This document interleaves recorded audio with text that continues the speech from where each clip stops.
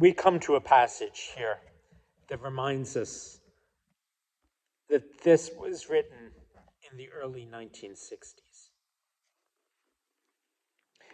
I first flew from New York to London in the propeller-type aircraft that required 9.5 hours for a flight now made in 6 hours by jet.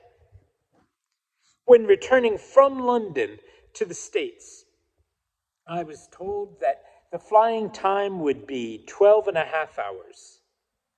The distance was the same. Why an additional 3 hours? When the pilot entered the cabin to greet the passengers, I asked him to explain the difference in flight time. You must understand something about the winds, he said. When we leave New York, a strong tailwind is in our favor, but when we return, a strong headwind is against us. Then he added, don't worry. These 4 engines are capable of battling the winds. At times in our lives, the tailwinds of joy, triumph, and fulfillment favor us. And at times, the headwinds of disappointment, sorrow, and tragedy beat unrelentingly against us.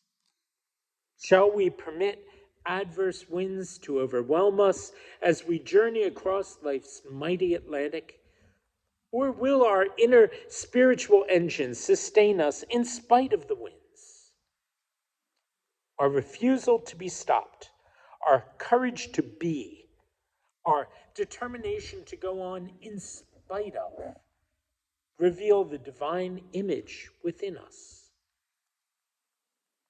The man who has made this discovery knows that no burden can overwhelm him, and no wind of adversity can blow his hope away. He can stand anything that can happen to him. Certainly, the Apostle Paul possessed this type of courage to be. His life was a continual round of disappointments. On every side were broken plans and shattered dreams. Planning to visit Spain, he was confined to a Roman prison. Hoping to go to Bithynia, he was sidetracked to Troas.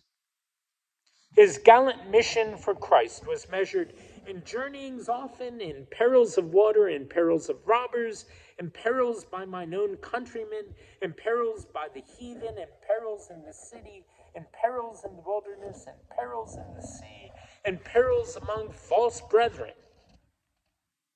Did he permit these conditions to master him?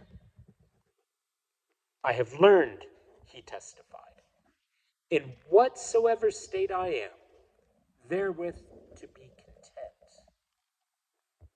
Not that Paul had learned to be complacent, for nothing in his life characterizes him as a complacent individual.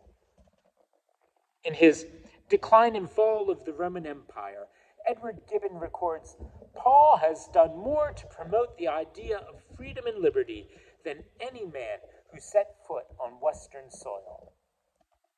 Does this sound like complacency? Nor did he learn resignation to inscrutable fate.